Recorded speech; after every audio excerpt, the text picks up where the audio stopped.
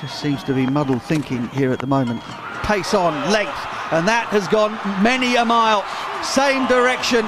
It's an absolutely wonderful shot and a magnificent 100 from the West Indies captain Shai.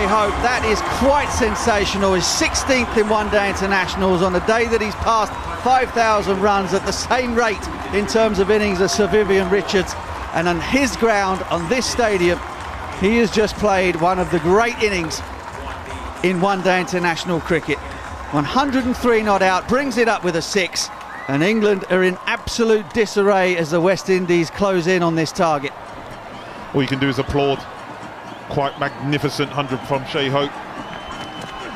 Curran short this time, it goes mid-wicket again, and it's gone all the way again, and that is game, set and match to the West Indies. What an innings. What an innings. A low-key series, some might have said. A poor West Indian side, some might have said. A chance for England to reset, some might say. Well, they'll still be saying it because the West Indies have just bashed England, chasing down a record total of 326 at the Sir Vivian Richards ground, and they have done it thanks to their captain, Shai. Well, that's just unbelievable, Butch. We've seen a fantastic innings from Shai, the captain, the leader, the most experienced player within that West Indian side, and he's just showing everyone his quality. His 14th ODI 100. He's been in fantastic form. And just the disdain of those last couple of sixes, Butch, were outstanding. 7 balls left in the innings. I mean, you would not have said that halfway. No way. They've been absolutely phenomenal. Take a bow. Quite remarkable. Sam Curran and the rest of the England team trudge off as dejected as you like, because that win has come completely against the head.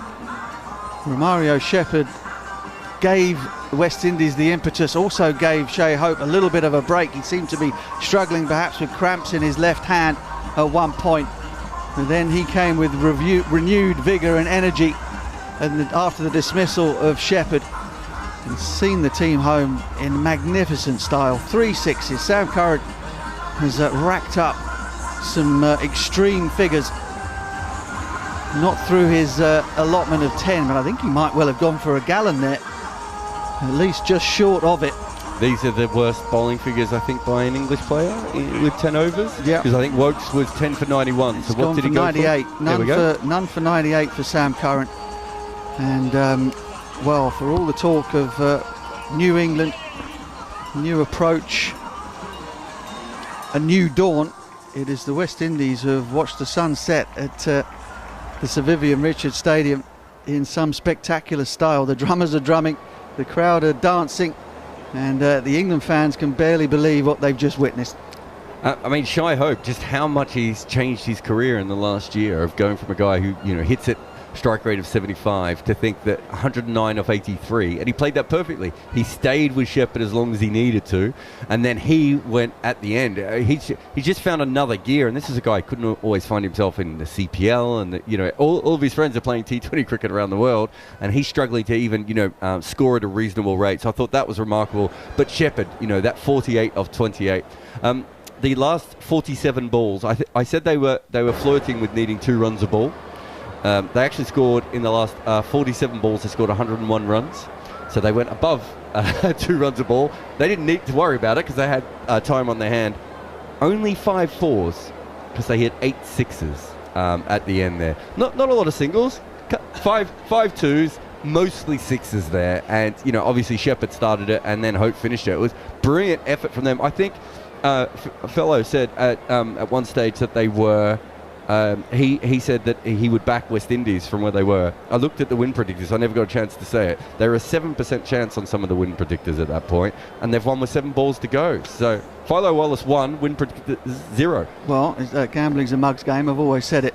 West Indies win by 4 wickets. They lead the 3-match series 1-0. We'll be back here again on Wednesday for round 2 before the 3rd game is played in Barbados, a match now that England have to win to stay in the series. It has been quite a turnaround, quite an incredible last 25 overs or so of one-day international cricket as West Indies chased down 325. England must have thought at the halfway stage that they had plenty on a pitch that was offering a bit of indifferent bounce, a little bit of up and down for the seam bowlers, certainly offered some spin. Rayan Ahmed with 2 for 40 would certainly attest to that. But that man, Shai Hope, with his 16th one-day international 100, 109 not out, finished the game off with 3 sixes in a row off Sam Curran.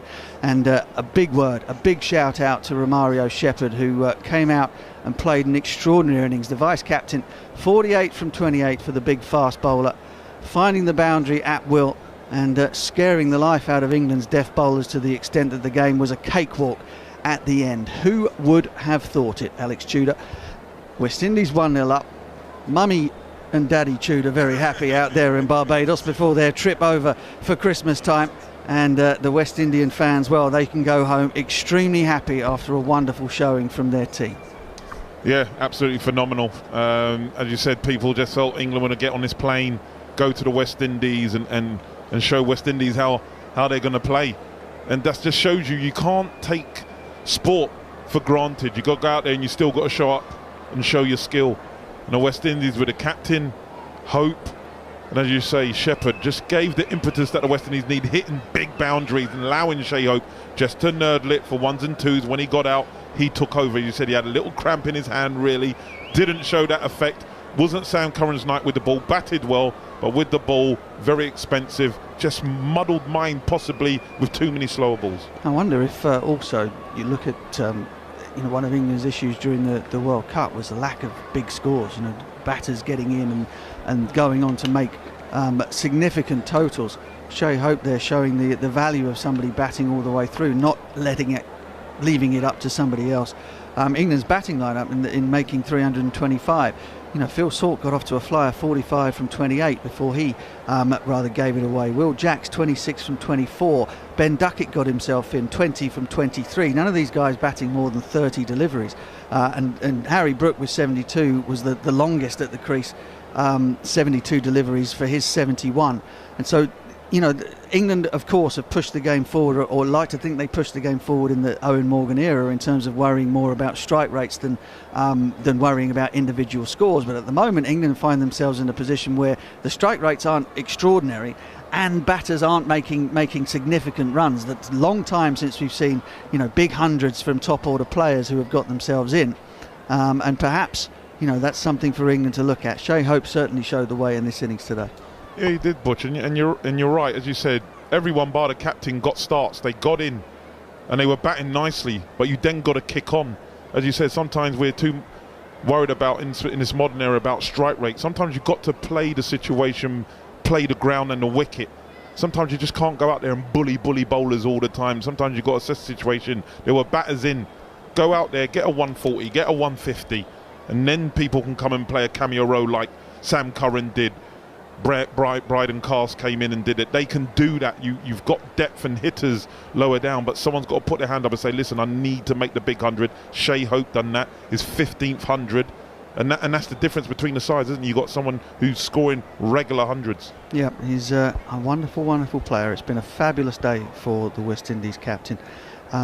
Perhaps a word for Alec Antonazi as well at the top of the innings, making 66 from 65. Got them off to a great start with Brandon King, that 100-run partnership before England broke that via Rayan Ahmed.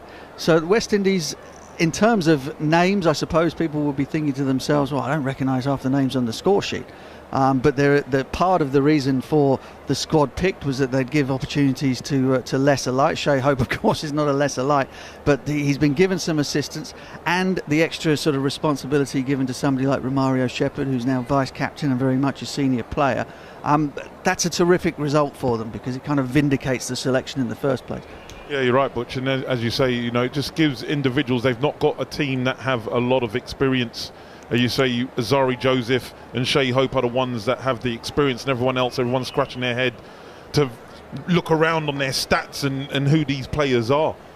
But they've been absolutely phenomenal, and that will give them a massive lift, and they go on to the next game now, knowing they can chase pretty much whatever England put. You've got dangerous players. You've got someone in Shai Hope who's a gun quality player, and then you've got the power of a Shepherd. And as you said, the young man at the top there batting extremely well and giving them that launch pad for the likes of Shepherd to come in and do what he does. And, you know, he's a dangerous player. Philo Wallace has just joined us. Were you expecting that? Yes, I was expecting that. Did you look at it? No, the beauty about this cricket is that we sit here and we can see things. And Sam Curran is struggling. Shepherd is dangerous in the back end. And he showed his quality. That's why he's such a sought-after player in the IPL. He's very, very strong. He hits the ball to different parts of the boundary, but he hits it with power. And with Sam Curran struggling, your two spinners are out of the equation. You're only bringing back Seam, which is up West Indies Street. And again, England has gone in with 5 bowlers. West Indies went in with 5-2, but they were lucky. And they didn't even try jacks, which was another thing. And sometimes so much pressure is on the captain that he doesn't see things. And you have guys sitting in that dugout who should be sending messages. It's not about protecting yourself. You got to look at the entire team. This is the defending champions of a World Cup that did not qualify. They've come to the Caribbean looking to rebound. You scored 320 odd, looking to win, and you've lost. So something has to be wrong with that. That backroom staff is not sending out those messages that are important to help Josh Buttler. He's struggling. You can see it. Yeah, certainly you could question the idea that Sam Curran would get through 10 overs of his allotment, given how much he's struggled. He struggled in the World Cup at times. He really had a bad day today. And yes, Josh Buttler did have the option to throw the ball to Will Jacks, perhaps when Shimron Hetmeyer was in, and the left-handers Rutherford, and try and get through a few overs so that Curran wouldn't have to get through the whole 10. That was a decision that wasn't taken. And, you know, in the end, he's ended up with England's worst ever ODI figures on the way to Shai Hope smashing in for 3 sixes to win the game. 9.5 overs for 98 runs. This is a one-day game. This is not a 4-day game. He's struggling. And Shai Hope obviously has taken his batting, his one-day batting to another level.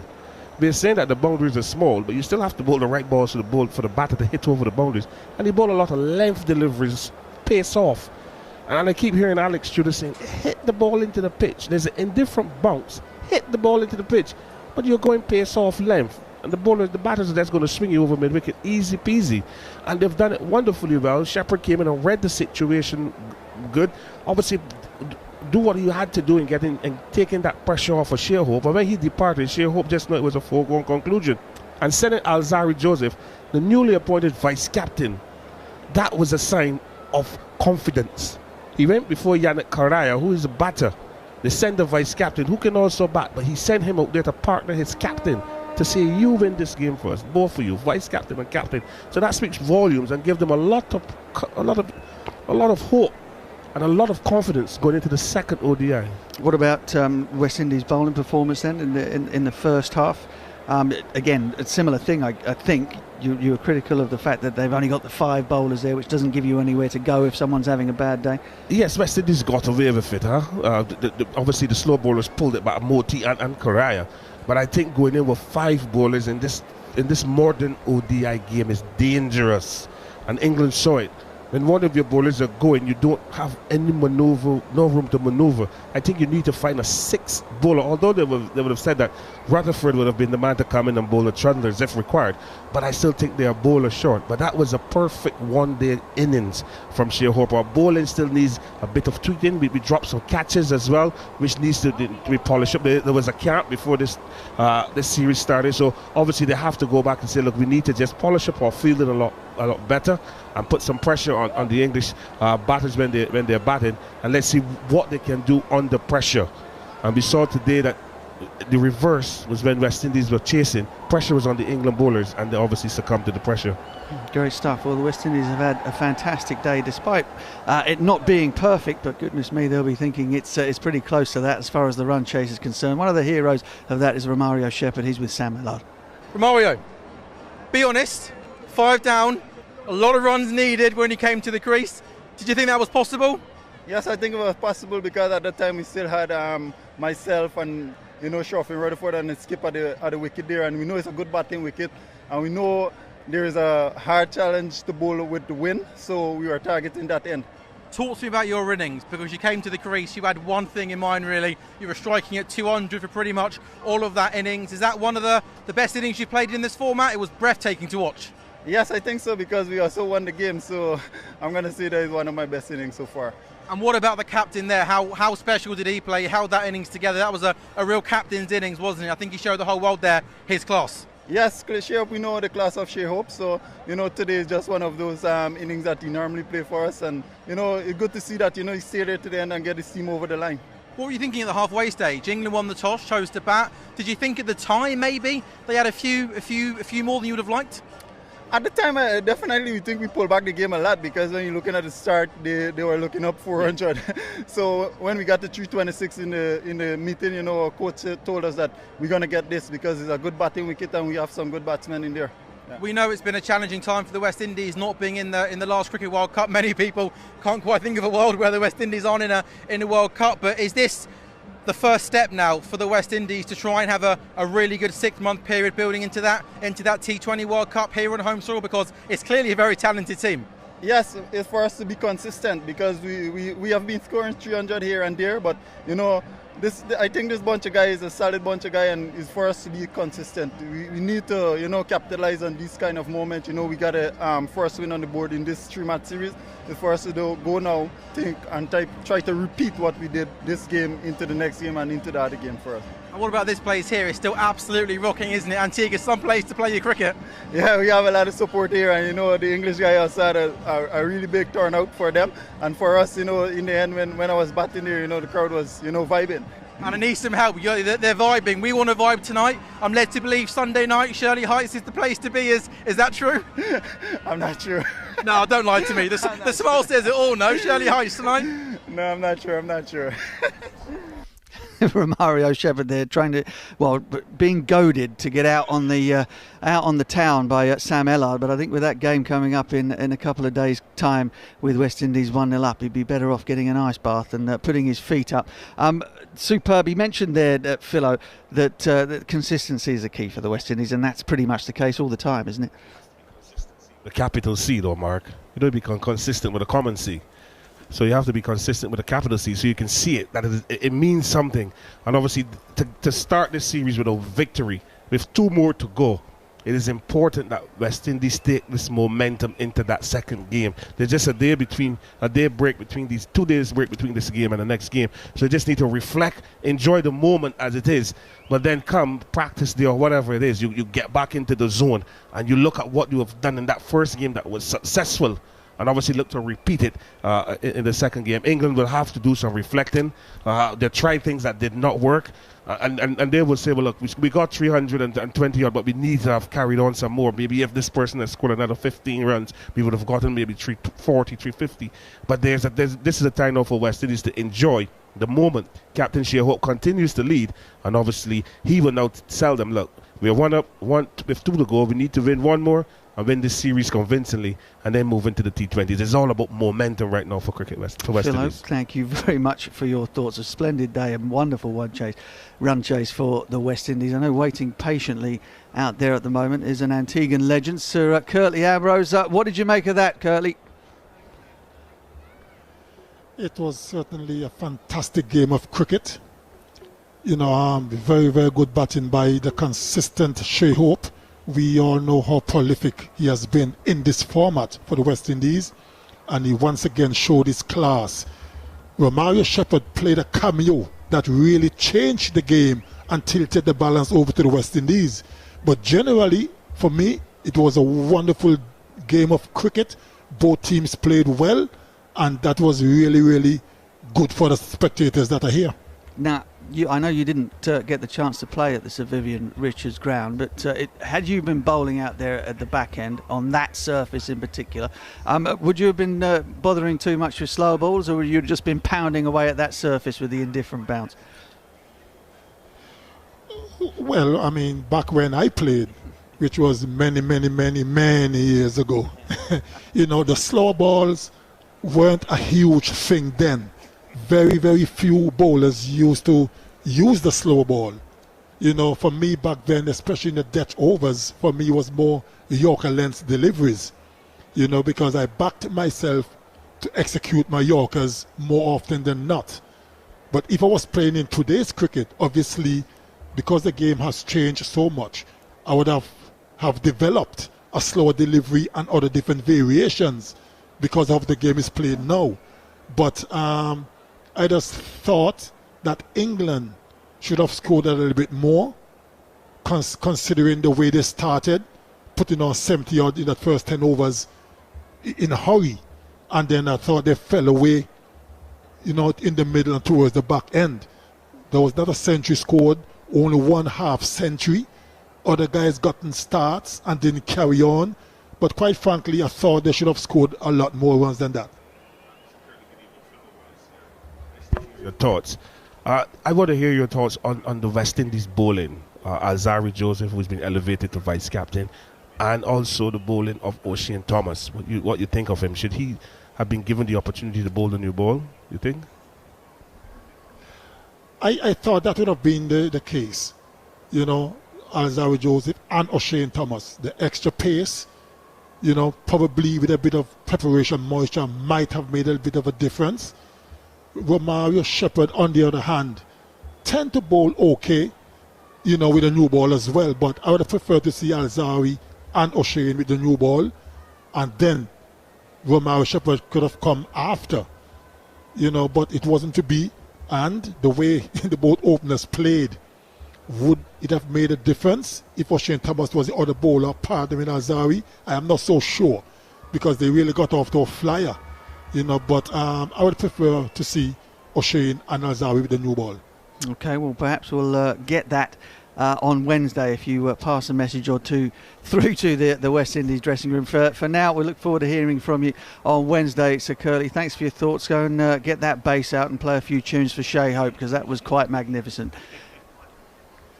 It certainly was, and that should really give them some confidence going into the next game in a couple of days' time. You know, but I'm quite sure England will bounce back. They will go and have a look at where they went wrong, and I'm sure they will bounce back and probably do a lot better on Wednesday. But like I said before, I think they should have scored more. But congrats to the West Indies. They played a magnificent game and deserve to win. They certainly did. Thank you, Sir Curly Ambrose from North Sound Antigua. Fabulous stuff. I think now we'll get the chance to hear from the England captain Josh Buttler, who's with Sam Ellard. Josh, thank you for your time. Obviously a tough one to take. How did that game, do you think, out of the back there, get away from England?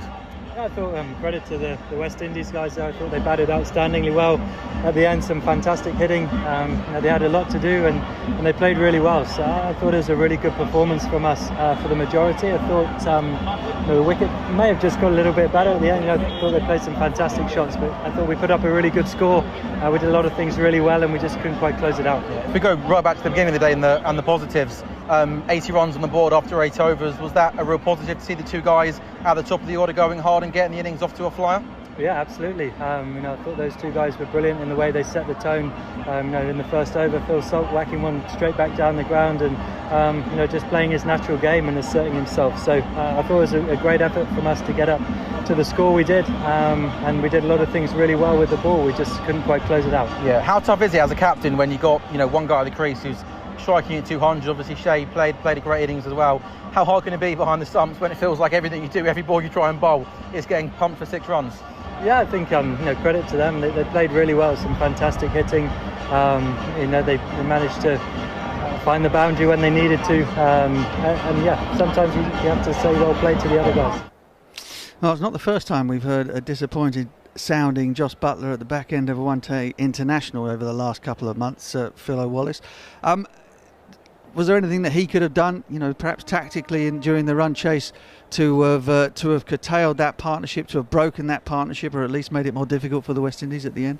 Oh, maybe he obviously he went with his 5 trusted bowlers, but there's Will Jacks, who could be the X factor, and he could have gone to Will Jacks and say, look, Will, I need to get a wicket here. If you get a wicket or 2, we'll pull you out and go back to the main bowlers. Obviously, clearly Sam Curran was struggling, but Josh believed that his 5 bowlers could have pulled him out of the rut. Maybe he underestimated the batting ability of Shepherd. And when Shepherd really got in, he realized, oops, things are too late now to bring Will Jacks. He's under the pump, not a good World Cup. He's come to the Caribbean with renewed vigor. He said he's the man to lead England. The court said, yes, they're the ones who are going to revive the white ball format, the 50-over format for England. And they've started badly. Yes, they would have wanted a few more runs, but what you scored is what you have to defend.